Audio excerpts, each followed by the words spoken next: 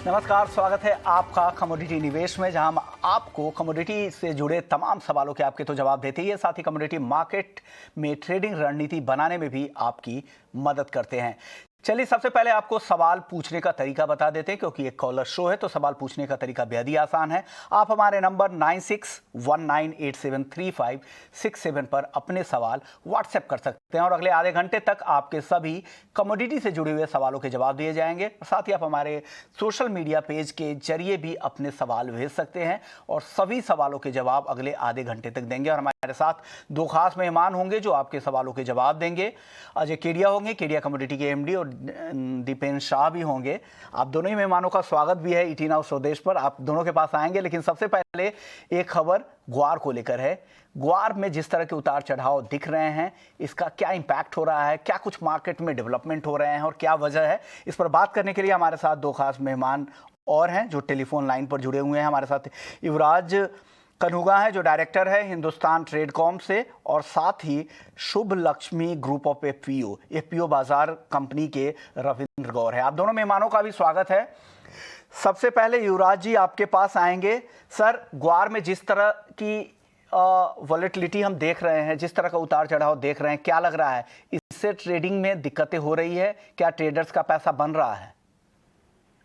नमस्कार, बहुत बहुत धन्यवाद ये प्लेटफॉर्म पे। ये क्वेश्चन काफी इंटरेस्टिंग है एक्चुअली। देखिए, ग्वार और ग्वार गम के लिए ये समझना जरूरी है कि ये कमर्शियल क्रॉप है जिसका 90% से ज्यादा प्रोडक्शन गम और कोरमे के रूप में एक्सपोर्ट किया जाता है। और ग्वार हमेशा से ही काफी प्राइस सेंसिटिव कमोडिटी रही है जिसमें वोलेटिलिटी काफी देखने को मिलती है। अगर हम ग्वार की बात करें तो जिस ग्वार को आज हम 6200 के लेवल्स पे ट्रेड होता देख रहे हैं, इसी को हमने ऊपर में 30,000 के ऑल टाइम हाई तक भी देखा है। और 2 साल पहले ही कोविड के टाइम फर्स्ट वेव में हमें यही भाव 3200 से 3300 तक भी देखने को मिले हैं। और जहां तक ग्वार गम की बात करें, 11,800 पे जो आज ग्वार गम खड़ा है, वो उसके भी भाव हमने ऊपर में 1 लाख तक के ऑल टाइम हाई बना करके, और वही कोविड के टाइम पे 4800 तक भी भाव देखे हैं। तो प्राइस वोलेटिलिटी ग्वार और ग्वार गम में आना कोई चौंका देने वाली बात मैं नहीं समझता कि है। और जहां तक मेरी अंडरस्टैंडिंग है तो ग्वार के लिए ये साल काफी पॉजिटिव रहेगा। एंड इन्वेस्टर्स का एंड ट्रेडर्स का पैसा तो देखिए मतलब वो तो जाता है आता है, ऐसा कुछ उसको कह नहीं सकते हैं वो। लेकिन हाँ, पॉजिटिव है ग्वार के लिए ये ईयर मेरे अकॉर्डिंग। Over to you. चलिए, हमारे साथ एफपीओ बाजार के रविंद्र गौर भी है। सर, आपका भी स्वागत है। आप किसानों को यहाँ पर रिप्रेजेंट कर रहे हैं। भाव तो काफ़ी ज़्यादा बढ़ गए हैं, करीब करीब 100% बढ़े हैं ग्वारगम के भाव और 60 से 65% बने हैं ग्वार सीड के दाम, अगर पिछले एक साल से अगर तुलना करें तो। रविंद्र जी, क्या किसानों को बेहतर भाव मिले हैं, किसानों के पैसे बने हैं इस तेजी में, या किसानों के पास स्टॉक अब नहीं थे? सबसे पहले नमस्कार सभी को, एफपीओ बाजार की तरफ से सभी को अभिनंदन। दूसरा सर, मैं कहना चाहूंगा कि किसानों की तरफ से कि ये साल किसानों के लिए गंवार के हिसाब से देखा जाए तो अच्छा रहा है। गंवार का भाव जैसे कि पहले हम देखते थे कि ये 3500 से 3800 रुपए के बीच था। बाकी अब की बार गंवार का जो प्रोडक्शन आया है, मतलब प्रोडक्शन तो एक्चुअली पिछले साल की वजह कंपैरिजन में थोड़ा कम आया है, बट जो प्रोडक्शन आया है उसका भाव किसानों को देखा जाए तो डबल कह सकते हैं उसको, अच्छा भाव मिला है। सर, आपके एफपीओ से जुड़े हुए कोई पार्टिसिपेंट्स किसान ऐसे हैं जो वायदा बाजार के जरिए ट्रेड करते हैं, या जिनकी एक्सपोजर है किसी भी तरह से एफपीओ के जरिए हिस्सेदारी है? जी सर, हमने 15 किसानों का गंवार लेके एफपीओ जो शुभ लक्ष्मी प्रोड्यूसर कंपनी है उसकी मतलब 15 किसानों का कलेक्टिवली परचेज करके हमने ट्रेड करवाया था। 30 टन का हमने गंवार पे एनसीडीएक्स पे ट्रेड कराया था और किसानों को इससे फायदा हुआ है। गंवार में थोड़ा अच्छा प्राइस मिला है और जो एनसीडीएक्स की सब्सिडी स्कीम है वो भी हमें किसानों को मिली है सर। काफी फायदा आपको मिला है और किसानों को ग्वार के जरिए फायदा भी हुआ है, उन्होंने एनसीडीएक्स के प्लेटफॉर्म पे ट्रेड भी किया है। रविंद्र जी आप बने रहिए, हमारे साथ केडिया कमोडिटी के एमडी अजय जी भी हैं। सर आपका भी स्वागत है। आप बताइए सर, ग्वार के ट्रेडर्स आपके जितने भी क्लाइंट्स हैं उनका क्या टेक है? जिस तरह के उतार चढ़ाव हमने ग्वार में देखे हैं, क्या ऐसी उतार चढ़ाव वाले दौर में क्या पैसा बन रहा है या मुश्किल लग रहा है उनको ट्रेड करना यहाँ पर? Good evening Vishwanath ji. देखिए ओवरऑल हमने देखा कि ग्वार के प्राइसेस में जैसा हमने उम्मीद किया था मार्च में के प्राइसेस में एक अच्छी तेजी आएगी, वैसी तेजी हमने अगस्त सितंबर में आते हुए देखी।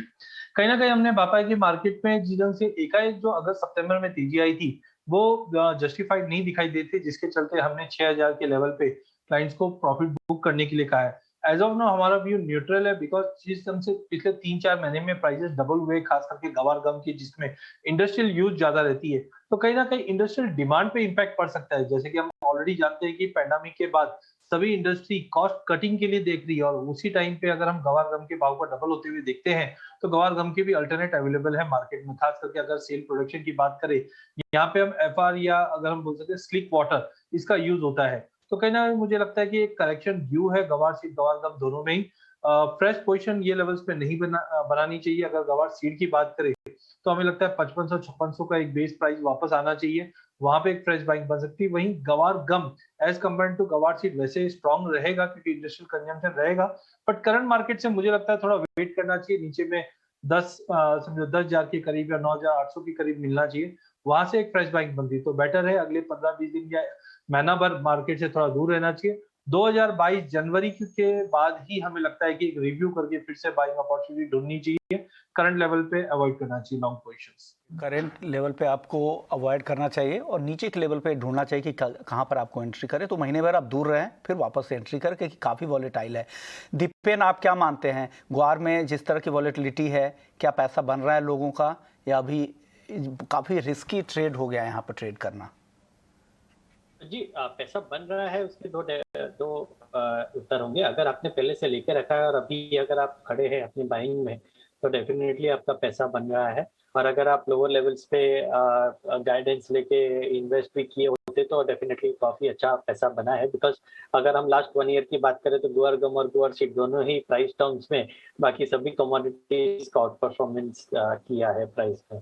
सेकेंड चीज हमें ये देखनी है कि एक्सचेंज की तरफ से भी काफी रेगुलेशन में चेंजेस आ रहे हैं। पिछले वीक ही हमने देखा कि गुआर गम और गुआर सीड के दोनों के मार्जिन बढ़ाए गए, जिसका पैनिक रिएक्शन हमें देखने मिला है। और सेकंड ये हुआ है कि जब भी कोई भी प्राइसेस के बढ़ते हैं कमोडिटीज में तो एक्सचेंज की तरफ से यही डर रहता है ट्रेडर्स को कि कहीं एक्सचेंज ये कॉन्ट्रैक्ट को ट्रेडिंग बंद ही ना कर दे। इसके लिए हम देख रहे हैं कि पार्टिसिपेशन रिटेल का काफी डर के और काफी कम लेवल से होता है, जिसकी वजह से मार्केट काफी शैलो हो जाता है। और जब भी प्राइसेस में ऐसे सेलिंग आती है तो आपको बायर्स के अभाव होने के कारण और भी ज्यादा मंदी आती है। तो आई थिंक थोड़ा वेट एंड वॉच की रणनीति अपनानी चाहिए। इन लेवल्स पे जो नाइफ गिरती है उसको पकड़ने की कोशिश नहीं करनी चाहिए। नीचे डिप्स में आप गिरावट में बाइंग करके चले वो ज्यादा बेटर रणनीति होगी, लेकिन इंटैक्ट अभी भी तेजी का ही ट्रेंड है, तो आगे जाके आपको और तेजी के भाव भी ऊपर की तरफ अगले 2 से 3 महीने में देखने मिल सकते। ओके, आगे और भी तेजी देखने को मिल सकती है। युवराज आप बता रहे थे कि तेजी की पोजीशन में फायदा है ग्वार में। अगर तेजी के आपको ऐसे कौन से ट्रिगर लग रहे हैं कि ग्वार में आगे और तेजी आएगी? देखिए ग्वार की अगर हम बात करें, अभी इसका हार्वेस्टिंग सीजन है एंड पैदावार जो है वो मार्केट में अब आने लगी है। एंड ग्राउंड रियलिटी ये है कि हाल फिलहाल में कुछ जो अनुमान जो पहले आ रहे थे, जो डेटा आ रहे थे, उनके हिसाब से 35 से 40 लाख बोरी का अनुमान लगाया जा रहा था इस साल का प्रोडक्शन रहेगा, जो कि अपने आप में 30 से 40% वैसे तो कम है, बट फिलहाल में थोड़ा सा जो प्रोडक्शन आ रहा है बाजार में वो थोड़ा सा स्ट्रांग हुआ है। तो यहाँ से ग्वार के भाव में 500 से 800 पॉइंट 600 पॉइंट जो है वो नीचे एक स्ट्रांग सपोर्ट मानते हैं एंड अपवर्ड में 11,000 तक भी भाव देख सकते हैं इसमें। ओके, तो ये राय है ग्वार मतलब 5700 से 5800 का एक स्ट्रांग सपोर्ट मानेंगे और ऊपर में ही तेजी रहनी चाहिए, कहने का मतलब है तेजी रहेगी। ओके, यानी ऊपर में तेजी का ही नजरिया है। बिल्कुल बिल्कुल। चलिए युवराज, आपका भी शुक्रिया और साथ ही रविंद्र जी आपका भी शुक्रिया। आप दोनों ने वक्त निकाला और ग्वार मार्केट पर राय दी और क्या कुछ चल रहा है, किसानों को कैसा फ़ायदा हो रहा है, इस पर भी एफपीयू की तरफ से आपने राय दी। चलिए सवाल जवाब का सिलसिला आप शुरू कर लेते हैं। हमारे साथ पहले कॉलर भी आ गए हैं। उनका सवाल है, उज्जैन से हैं, पलाश है। इन्होंने गोल्ड बेच रखा है 48,500 पे। केडिया जी, 48,500 की इनकी सेलिंग पोजीशन है, पलाश की, उज्जैन से हैं, क्या करना चाहिए इनको? देखिए जो हमें भी लग रहा है कि मार्केट अपसाइड थोड़ा कैप रहेगा, बट जिस ढंग से हमने देखा आज रुपए में जो गिरावट है वो कहीं ना कहीं गोल्ड को भी सपोर्ट कर रहा है। तो आई थिंक इनको एक 49,500 का एक लेवल ध्यान रखिए, क्योंकि 49,500 के ऊपर अगर गोल्ड निकलता है दैट मीन्स 1870 इंटरनेशनल में ब्रीच कर जाएगा और वहां से हमें लगता है कि एक नई रैली फिर से स्टार्ट हो सकती है। तो बेटर इनको 49,500 का एक स्ट्रिक्ट स्टॉप लॉस मेंटेन रखिए। इसके ऊपर क्लोज करने पे मार्केट में वापस एक अच्छी तेजी मिल जाएगी। अदरवाइज 48,800 से 49,000 के करीब मिले इनको शॉर्ट से निकल जाना चाहिए। तो नहीं, ये राय है आपके लिए पलाश। चल, कोमल दिल्ली का सवाल है। इनके पास 3 लॉट चांदी का है, 64,534 रुपए पे लॉन्ग कर रखा है, अच्छे मुनाफे में है। आप क्या सलाह देंगे दीपेन इनको, कोमल को क्या सलाह देंगे आप? देखिए काफी अच्छा प्रॉफिट है, तो अपने प्रॉफिट को लॉक कर दे। 65,900 के आसपास का स्ट्रिक्ट स्टॉप लॉस रखें और उसके बाद प्राइसेस को बढ़ने दे। हमारा मानना ऐसा है कि अगले 1 महीने में आपको 70,000 के ऊपर के प्राइसेस देखने मिल सकते हैं। तो आप दोनों ही सिनेरियो में विन विन में है। अगर टारगेट आते हैं तो काफी अच्छा प्रॉफिट बनेगा और अगर आपके ट्रेल स्टॉप लॉस हिट हो जाते हैं तो भी आप मुनाफा लेके ही मार्केट से जाएंगे। तो हमारा सजेशन यही रहेगा कि 65,900 के आसपास का ट्रेलिंग स्टॉप लॉस रख के 71,000 के टारगेट के लिए होल्ड कर सकते हैं। ओके, तो ये व्यू है इनके लिए। आर.के. खंडेलवाल अगले कॉलर है, दिल्ली से हैं। इनका सवाल है कि गोल्ड मिनी खरीदना चाहता है। दीपेन, क्या करना चाहिए, गोल्ड मिनी खरीदें क्या? देखिए तेजी तो डेफिनेटली रहेगी, लेकिन अगर आप प्रेशियस मेटल्स की बात करेंगे तो सिल्वर में ज्यादा बेटर मोमेंटम है। तो 67,000 के आसपास अगर सिल्वर मिलता है तो वो बाई करें, ना कि गोल्ड, बिकॉज गोल्ड की चाल में थोड़ी स्लोनेस है अगर मैं मोमेंटम की बात करूँ तो। बाकी सिल्वर में काफी अच्छा मोमेंटम है, तो वो रिजल्ट आपको गोल्ड के कंपेरेटिवली ज्यादा फास्ट देंगे। ओके, चलिए अगले कॉलर के पास चलते हैं। मनजीत सिंह हैं, इन्होंने कॉटन इनके पास है। केडिया जी, आपसे जानना चाह रहे हैं कि कॉटन में क्या करना चाहिए? हाँ बिल्कुल, पूरे कॉटन कॉम्प्लेक्स की अगर बात करें तो प्राइसेस में जबरदस्त तेजी आई हुई है। इंटरनेशनल में भी हमने देखा कि 1.2 के करीब भी प्राइसेस पहुंच चुके हैं। डोमेस्टिक मार्केट मुझे लगता है जिस ढंग से कंटिन्यू क्रॉप साइज 370 से 360, 360 से 353 या उसके नीचे की बातें हो रही है, ये कहीं ना कहीं प्राइसेस को सपोर्ट करते हुए दिखाई दी। वहीं अगर हम देखें डिमांड भी इंप्रूव हो रही है, तो डोमेस्टिक मार्केट में मुझे लगता है मार्केट में थोड़ा पुल बैक मिल सकता है अराइवल के चलते।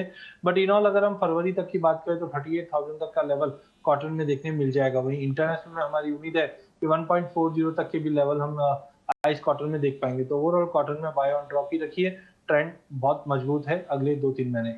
ओके, यानी ट्रेंड मजबूत है, यानी आप बने रह सकते हैं। अगला सवाल भी कॉटन पर ही है। निशिकांत पाटिल है, जलगांव महाराष्ट्र से। दीपेन, आप कॉटन पे क्या राय देंगे? ये किसान है, 6 टन कॉटन इनके पास है, क्या बने रहे? केडिया जी ने तो बता दिया बने रहना चाहिए, तेजी की उम्मीद ही है आगे भी। आप क्या सलाह देंगे? हाँ देखिए गुजरात गवर्नमेंट की तरफ से भी काफी अच्छी अनाउंसमेंट्स आई है कॉटन को रिलेटेड, सपोर्टिव रही है। अगर आप इंटरनेशनल प्राइसेस की बात करें तो वो भी काफी फर्म है। सिर्फ एक ही चीज है कि नियर टर्म में काफी ओवरबॉट है प्राइसेस और वोलेटिलिटी भी मार्केट्स में आ गई है। जनरली अगर इतने ऊंचे लेवल्स पे वोलेटिलिटी आती है तो ये एक इंडिकेशन होता है कि कहीं ना कहीं ट्रेंड खतरा है और जो बिग प्लेयर्स है वो थोड़ा अपना प्रॉफिट बुकिंग करने को देख रहे हैं। तो हमारी सलाह भी यही होगी कि थोड़ा प्रॉफिट बुकिंग करके थोड़े हल्के हो जाए। 50% आप प्रॉफिट बुक कर सकते हैं और 50% अपने माल को होल्ड कर सकते हैं, ताकि आगे और तेजी आए तो कम से कम आप उसमें लाभ ले सके। और अगर यहाँ से प्राइसेस गिर जाते हैं तो आप 50% क्वांटिटी में ही है तो आप वहाँ पे प्रॉफिट भी बुक किए हैं। तो दोनों ही तरीके से अपने आप को हेज करके चल सकते हैं। ओके, यानी इस रणनीति के साथ कॉटन में काम कर सकते हैं। चलिए अगले कॉलर का सवाल ले लेते हैं। पीके रथ हैं, भुवनेश्वर से इन्होंने सवाल भेजा है। सिल्वर मिनी फरवरी का कॉन्ट्रैक्ट इन्होंने बेच रखा है 67,455। केडिया जी, आपसे जानना चाह रहे हैं 67,455 पे इन्होंने बेच रखा है सिल्वर मिनी, फरवरी का कॉन्ट्रैक्ट है। अब इनको क्या करना चाहिए, टारगेट और स्टॉप लॉस दोनों ये जानना चाह रहे हैं।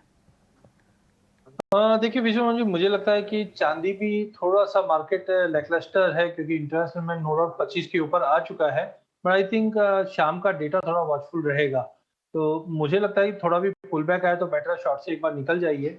मुझे लगता है प्राइजेस में एक अच्छा खासा गेन मिलना चाहिए जो 68,500 68,800 तक का भी लेवल दिखा दे।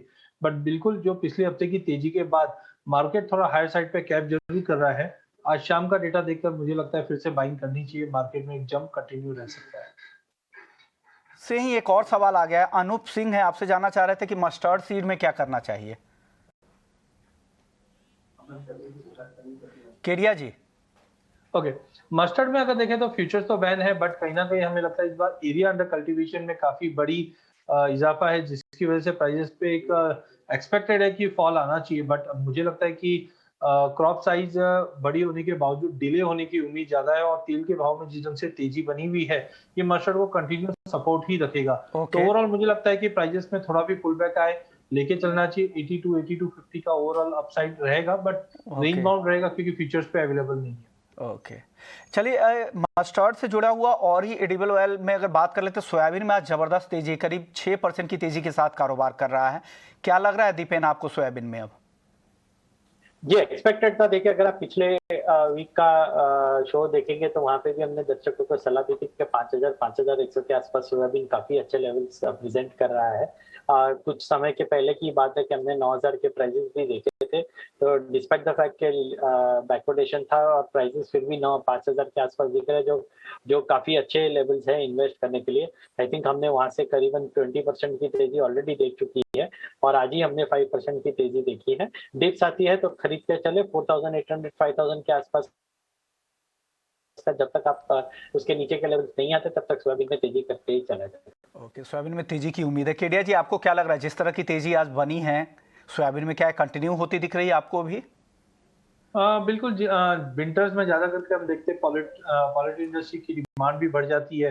तो ओवरऑल मुझे लगता है कि सोयाबीन कंटिन्यू, क्योंकि अराइवल प्रेशर जो देखना था वो ऑलमोस्ट हम दिवाली के नजदीक देख लेते हैं। थोड़ा बहुत था वो ऑलरेडी हमने प्राइस डिस्काउंट कर लिया। तो आई थिंक ये तेजी कंटिन्यू रहेगी जो 6,100 तक का लेवल डोमेस्टिक मार्केट में, जबकि इंटरनेशनल में हमें लगता है 1270 1280 तक का भी लेवल दिखा देगा। तो बिल्कुल बाइंग करके चलिए, 6100 का ओवरऑल टारगेट रहेगा सोयाबीन। इसके अलावा कोई एडिबल ऑयल पैक में कोई, केडिया जी आपको लग रहा है कि कोई ऐसा पिक यहाँ से? मैं कमोडिटी नहीं सुन पाया सर। एडिबल ऑयल पैक में और कोई सोया तेल या सीपीओ कहीं और राय देना चाहेंगे? बिल्कुल, अगर हम एडिबल ऑयल पैक की बात करें तो पाम ऑयल में अभी भी तेजी बरकरार है। जिस ढंग से हमने देखा बायोफ्यूल और साथ में मलेशिया के अंदर जो लेबर कंसर्न्स बने हुए हैं, ये प्राइसेस को अभी भी सपोर्ट दिखा रहे हैं। तो मुझे लगता है कि आने वाले दिनों में सीपीओ और रिफाइंड सोया दोनों में तेजी रहेगी। अगर सीपीओ की अगर बात की जाए तो हमें लगता है एक बार 1120 का इंपॉर्टेंट हर्डल अगर ये तोड़ देता तो 1145 तक का लेवल सीपीओ में, जबकि दिसंबर वाइजर रिफाइंड सोया ऑयल की अगर हम बात करें तो 1200 के ऊपर मेंटेन है, जो हमें संकेत देता है कि 1235-36 तक का लेवल दिखा देगा कि डोमेस्टिक मार्केट में कंजम्पशन भी बढ़ रहा है, साथ में सप्लाई डिस्टर्बेंस धीरे धीरे दिखाई दे रहा है जो प्राइसेस को सपोर्ट कर रहा है। ओके सर, अगला सवाल आया, लेकिन उन्होंने नाम और शहर का नाम तो नहीं भेजा है, लेकिन इनके पास 10 टन सोयाबीन है, टारगेट और स्टॉप लॉस जानना चाह रहे हैं। दीपेन, आप क्या टारगेट स्टॉप लॉस देंगे इनको? देखिए, स्टॉप लॉस की अगर बात करें तो आप अगर फिजिकल मार्केट में, तो स्टॉप लॉस में आप इफेक्टिवली इतना जल्दी माल बेच नहीं पाते, बिकॉज प्राइसेस जब भी नीचे जाते हैं तभी वो मार्केट्स में डिमांड कम होती है। अगर आप इलेक्ट्रॉनिक प्लेटफॉर्म की बात करें तो जैसा हमने बताया कि स्टॉप लॉस थोड़ा डीप होंगे, 4,800 से 5,000 के आसपास का नीचे आप रख सकते हैं। लेकिन ऑन द हायर साइड आपको 6,200 से 6,800 के टारगेट्स भी अगले 1 से 2 महीने में देखने मिल सकते हैं। वोलेटिलिटी रहेगी, लेकिन सोयाबीन काफी अच्छा एक पीछे से रन एक अच्छा दे सकता है। तो आई थिंक वो आरएम शीट के साथ साथ सोयाबीन में भी आपको अच्छी तेजी देखने मिलेगी। ओके, अगला सवाल है अशोक भड़के हैं महाराष्ट्र से। इनका सवाल है कि कॉटन केक के बारे में जानना चाह रहे हैं। केडिया जी, क्या सलाह देंगे अशोक जी को? देखिए, कॉटन सीड ऑयल केक मुझे लगता है 2022 के लिए सबसे बड़ी टॉपिक रहेगी, बिकॉज एग्री कमोडिटी के अंदर अगर हम देखें तो अभी तक ज्यादा परफॉर्मिंग नहीं है, और साथ में सप्लाई कंसर्न्स बने हुए। अगर दूध में फैट बढ़ाना है तो कॉटन सीड ऑयल केक ही अपन कैटल फीड्स में जाता है। तो कहीं ना कहीं मुझे लगता है कि अगर हम मार्च अप्रैल तक की बात करें तो प्राइस 3,800 से 4,000 तक का भी लेवल दिखा देगा। जल्द हम देख सकते हैं कि दूध के भाव में भी जो तेजी आएगी उसका भी एक positiveness cotton seed oil cake पे पड़ता हुआ दिखाई देगा। टाइमिंग दिसंबर तक तो 2850 तक का लेवल दिखाई दे रहा है, बट ओवरऑल 6 महीने के लिए लेके चलना चाहिए। काउंटर काफी स्ट्रांग दिखाई दे रहा है। ओके, यानी 6 महीने तक काफ़ी तेज़ी की उम्मीद लग रही है और दिसंबर तक 2,850 रुपये का टारगेट है। आकाश हैं दिल्ली से नेचुरल गैस पर राय जानना चाह रहे हैं, सॉरी इंदौर से हैं आकाश, नेचुरल गैस पर जानना चाह रहे हैं। दीपेन क्या सलाह देंगे, नेचुरल गैस में क्या करना चाहिए इनको? तो देखिए बाइंग करने की सलाह होगी, लेकिन इन लेवल्स पे नहीं, थोड़ी और गिरावट आने दे। हमारा मानना है कि जो 380 के लेवल्स पिछले हफ्ते देखने मिले थे, वहां से 355 के लेवल्स आ चुके हैं। हमारा मानना है कि ये 333 334 के आसपास भी आ सकते हैं। तो ट्रेंड क्योंकि अपर है, तो इसके लिए हम यहाँ से थोड़ी मंदी देख सकते हैं, लेकिन बाइंग ऑन डिप्स की रणनीति रखनी है, तो इसी के लिए हम राह देखेंगे। 330 328 के आसपास लेवल आते हैं, तो वहां पे आप खरीद लीजिए। ओके, यानी 328 330 फिलहाल गिरावट दिख रही है, उस वहाँ पर आपको वापस से खरीदने की तैयारी करनी चाहिए, अभी बिक वाली की सलाह है। अगले कॉलर है राधे श्याम है भोपाल से, 67,000 स्ट्राइक की चांदी कॉल ऑप्शन है इनके पास, 24 नवंबर की एक्सपायरी है। केडिया जी क्या करें? 67,000 का कॉल इन्होंने ले रखा है, इनका व्यू तेजी का है। हमें भी लगता है कि प्राइजेस में तेजी का रुख कायम रहेगा, इनको कंटिन्यू बने रहना चाहिए। फ्यूचर के हिसाब से हमें लगता है कि 67,500 से 600 तक के लेवल देखने मिल जाएंगे। तो करस्पॉन्डिंग हम देखें तो इनको 70 से 80 पॉइंट की अगर तेजी ऑप्शन में मिलती है तो वहां पे एक बार प्रॉफिट बुक कर सकते हैं और कंटिन्यू अभी बने रहिए। ओके, अगले कॉलर क्रिश हैं दिल्ली से, कॉपर खरीदें या बेचें? दीपेन क्या करना चाहिए कॉपर में? देखिए बेस मेटल्स में हमने जैसे बताया था कि पिछले हफ्ते थोड़ी काइंड ऑफ बाउंस देखने मिली थी, वहां से प्रॉफिट बुकिंग आई है, लेकिन कॉपर एक बहुत ही रेंज में अटक गया है। तो कॉपर के अलावा आपको बहुत अच्छी कमोडिटी ट्रेंडिंग मिल जाएगी। तो इन रेंज को अगर आप खेलना चाहे तो 680 से 725 730 की रेंज है। अपर एंड ऑफ द रेंज आप सेलिंग करके चल सकते हैं, lower end of the range में आप बाइंग करके चल सकते हैं। लेकिन मिडवे रेंज में आप ना ट्रेडिंग करें तो ज्यादा बेटर रणनीति होगी, बिकॉज जब तक ट्रेंड ना मिले तब तक आप अपनी पोजीशन को सिर्फ होल्ड ही कर सकते हैं, जिसके कोई प्रॉफिट खास करके होता नहीं है। तो दूसरी ट्रेंडिंग कमोडिटीज पकड़े, ये ट्रेड निवेश करने के लिए यही हमारी बेटर सलाह होगी। ओके, चलिए अगले कॉलर का सवाल ले लेते हैं। हमारे साथ अगले कॉलर हैं अजय रावत है, क्रूड 6300 का कॉल ऑप्शन अजय जी इन्होंने खरीद रखा है, क्या करना चाहिए इनको? विश्व, मुझे लगता है कि क्रूड में थोड़ा दबाव बनना चालू हो चुका है। जिस से दिसंबर में हम देख रहे हैं कि ओपेक से भी प्रोडक्शन बढ़ेगा और साथ में हायर साइड पे दबाव भी बना हुआ है। ब्लेंड भी 83 के नीचे ऐसे ट्रेड कर रहा है। तो टाइमिंग मुझे लगता है इनको लॉस बुक कर लेना चाहिए, क्योंकि प्राइजेस अगर फ्यूचर पे 5950 का लेवल तोड़ के थोड़ा भी होल्ड कर जाता है तो हमें लगता है 5800 तक का लेवल फ्यूचर्स दिखा सकता है। तो बेटर है इनको 6000 का पुट लेके चलिए, वहां पे हमें लगता है कि एक अच्छा प्रॉफिट बन सकता है। कॉल से एक बार लॉस बुक करके निकल जाना चाहिए। ओके, यानी ये राय है कच्चे तेल को लेकर। अगले कॉलर हमारे साथ आकाश हैं, इनका सवाल है, इन्होंने क्रूड बाई कर रखा है 6033 पे और एनजी बाई कर रखा है इन्होंने 358 पर। दीपेन क्या सलाह देंगे? हालांकि आपको लग रहा है कि नीचे आएगा एनजी का, तो क्या होल्ड करें? नीचे की तरफ अगर जाए फिर वापस से वेट कर सकते हैं उतना, और साथ ही क्रूड पर भी इनकी बाइंग ही कर रखी है इन्होंने 6033 पे। क्या सलाह है दोनों ही काउंटर पर? एनजी के लिए डायरेक्शन तो सही है, सिर्फ लेवल्स की बातें हैं। तो आई थिंक अगर आपने ले ही लिया है तो आज के नीचे का इंट्राडे का स्टॉप लॉस आप रख सकते हैं, जो कि लो के नीचे है 55 के नीचे, तो आपका रिस्क काफी कम हो जाएगा यहाँ से। और पुल बैक अगर आता है 64 65 के आसपास, तो वहां पे प्रॉफिट बुक करके 330 के आसपास की राह देख सकते हैं।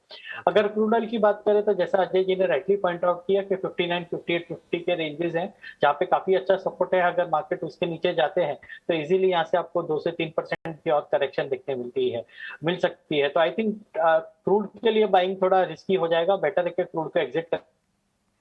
ओके, यानी क्रूड से एग्जिट करने की सलाह। हाँ, केडिया जी का भी सेल का ही कॉल था क्रूड में। चलिए अगले कॉलर के पास चलते हैं। स्वाति है मुंबई से, अजय जी से ही जानना चाह रही हैं कि कॉटन सीड ऑयल केक में क्या करना चाहिए, लॉन्ग पोजीशन बना के चल सकते हैं क्या?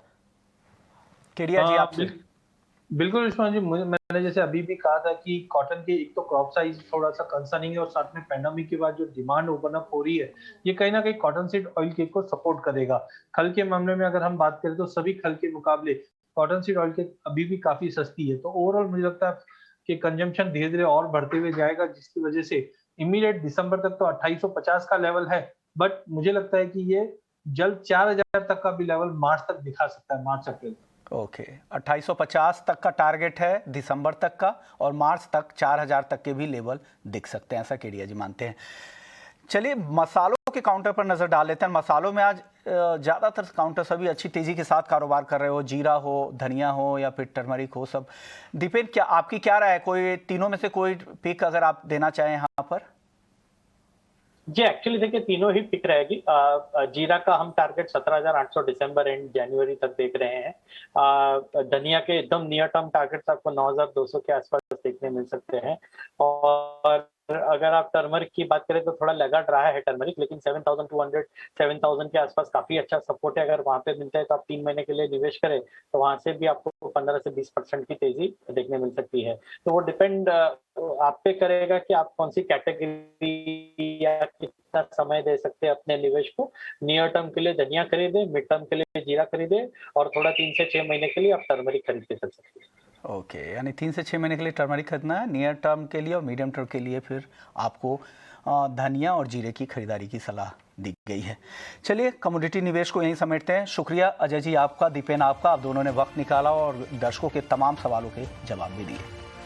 तो कमोडिटी निवेश में फिलहाल इतना ही, लेकिन आप बने रहिए ET Now स्वदेश के साथ। ब्रेक के बाद आपके लिए लेकर आएंगे मनी मंत्रा। नमस्कार।